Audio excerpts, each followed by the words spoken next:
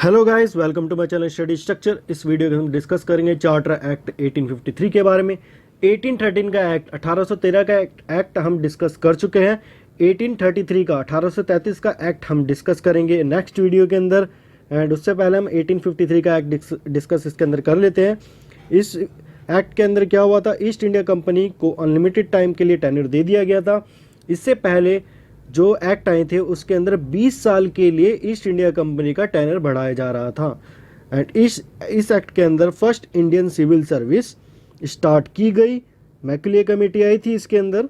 And first time parliamentary government आई इसके अंदर। वो किस तरह से आई मैं आपको इस एक्ट के अंदर समझाता हूँ।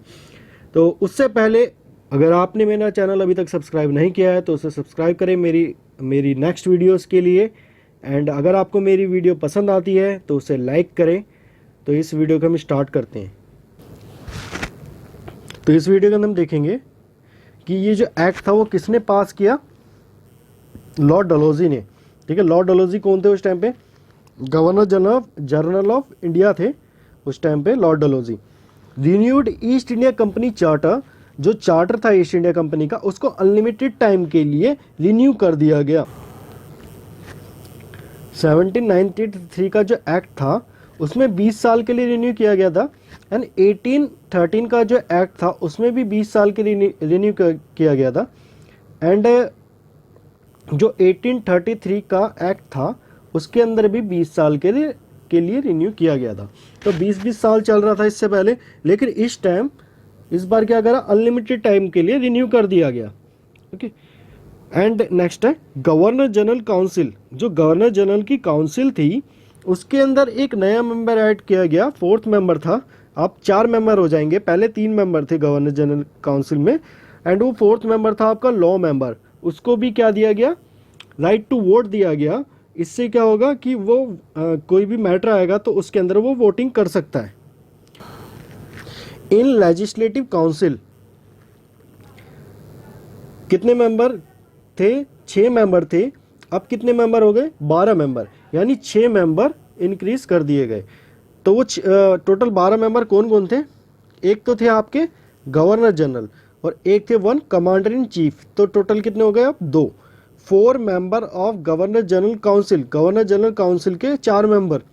तो अब कितने हो गए total? 6 member. 1 chief justice of supreme court. Supreme court के कौन? Chief justice. तो अब कितने हो गए? 7 मेंबर।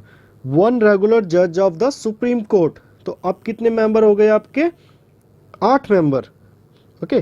4 member of company. अब कंपनी के भी 4 मेंबर होंगे और उन 4 मेंबर का जो एलिजिबिलिटी था वो क्या था?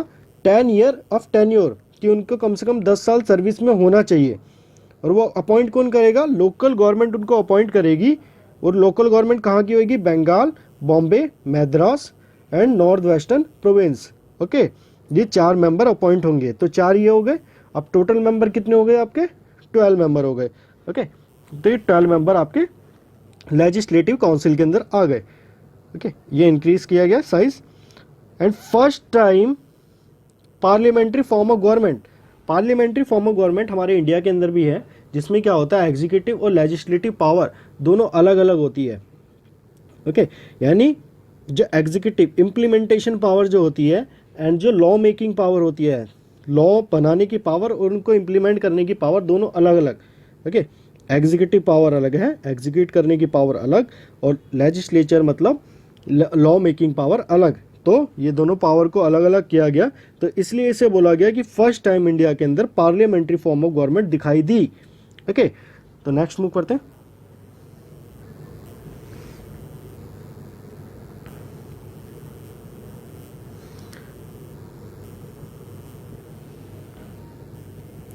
Vice president can be nominated by GGI. GGI governor general of India vice president को नॉमिनेट कर सकते हैं अगर उनको असिस्टेंट की ज़रूरत है। असिस्टेंस चाहिए क्योंकि बहुत बड़ा एरिया है, उधर गवर्न करना है आपको, क्योंकि लॉ वगैरह सब कुछ जो है उनको मेंटेन करके रखना है। मेंबर की ज़रूरत है तो वो वाइस प्रेसिडेंट को नॉमिनेट कर सकते हैं। किस एंड गवर्नर जनरल एसेंट, जो गवर्नर जनरल की एसेंट थी, जैसे हमारे यहाँ पर एसेंट कौन देते हैं? प्रेसिडेंट एसेंट देते हैं। उसी तरीके से गवर्नर जनरल की एसेंट रिक्वायर थी फॉर ऑल लेजिस्लेटिव पर्पज़। जैसे हमारे यहाँ पर प्रेसिडेंट की असेंट किसी भी लेजिस्लेचर या कोई भी कानून बनता है तो उस पर रिक्वायर होती है, मतलब वो चाहिए ही चाहिए।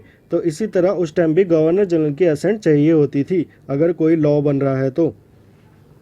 नेक्स्ट क्या है, न्यू प्रोविंस क्रिएशन, नई प्रोविंस बनी, नए राज्य बने उस टाइम पे, किसके साथ, लेफ्टिनेंट गवर्नर भी वहाँ पे अपॉइंट किया गया। जैसे अगर पहले 3 प्रोविंस थी मेन, मद्रास, बंगाल एंड बॉम्बे, तो उनके गवर्नर होते थे, सेपरेट गवर्नर होते थे। तो इसी तरह अगर अब नई प्रोविंस बनेगी तो उनके लेफ्टिनेंट गवर्नर बनाए जाएंगे क्योंकि वो प्रोविंस छोटी होगी एज़ कम्पेयर टू वो 3 प्रोविंस से। ओके, और ये पावर किसको दी, court of directors. Court of director कौन थे, जिनके पास कमर्शियल पावर थी, यानी कंपनी को रिप्रेजेंट करता था कोर्ट ऑफ डायरेक्टर। तो कंपनी को ये पावर दी गई कि न्यू प्रोविंस बना सकता है वो, लेफ्टिनेंट गवर्नर वहाँ पे अपॉइंट किया जाएगा टू मेंटेन और टू गवर्न। ओके, उस प्रोविंस को मेंटेन या गवर्न करने के लिए लेफ्टिनेंट गवर्नर वहाँ पे अपॉइंट किया जाएगा। और ये सब चीज़ें क्यों हो रही थी, क्योंकि अगर सपोज करो कि इतना बड़ा एरिया है कोई, तो उसको गवर्न करने के लिए एक गवर्नर जनरल चाहिए। एक गवर्नर जनरल से ज़्यादा एडमिनिस्ट्रेटिव अच्छा होगा या 2 से अच्छा होगा, ऑब्वियसली बात है 2 से अच्छा होगा, क्योंकि इस पार्ट को हम डिवाइड कर देंगे, एक यहाँ पे गवर्न करेगा, एक यहाँ पे करेगा, तो वो अच्छी तरीके से गवर्न कर पाएगा, अच्छी तरीके से मेंटेन कर पाएगा, उसको ईजी भी रहेगा। ओके, तो इसी बीच सिंध और पंजाब आपकी ऐड हुई थी 1833 और 1853 के बीच में। ओके, इससे पहले 3 प्रोविंस थी, जिन 3 प्रोविंस का नाम आपको पता ही है, Bombay, Madras and Bengal. This led to creation, इसके बाद कौन कौन सी बनी, असम बनी, बर्मा बनी और सेंट्रल प्रोविंसेस बनी। Okay, separate governor for Bengal, Bengal के लिए सेपरेट गवर्नर बनाया गया। तो इससे पहले क्या था, जो गवर्नर जनरल ऑफ इंडिया था वही गवर्नर होता था आपका बंगाल का भी, लेकिन अब क्या हुआ, गवर्नर जनरल जो आपका गवर्नर जनरल जो बंगाल का है उसको अलग नॉमिनेट किया गया, अलग अपॉइंट किया गया, एंड जो गवर्नर जनरल था वो इंटायर इंडिया के ऊपर गवर्न करता था।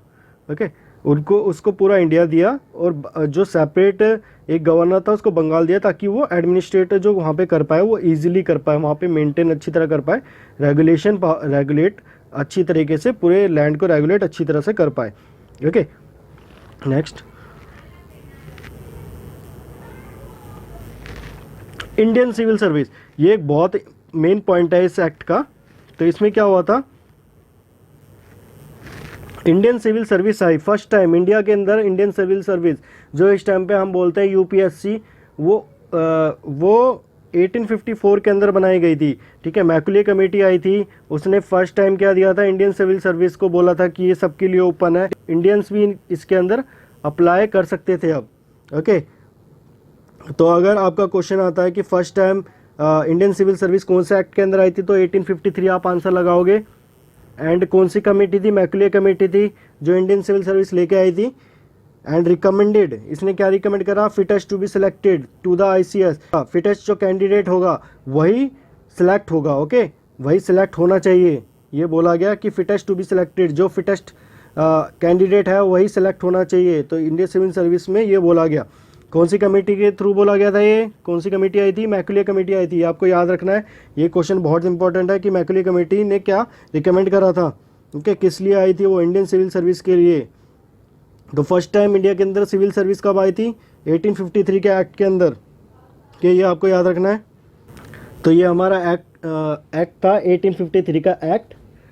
एंड अगर आपको मेरी वीडियो पसंद आई हो तो उसे लाइक ज़रूर करें एंड मेरे चैनल को सब्सक्राइब करें। Thank you for watching my video, and this is my channel Study Structure. Thank you guys.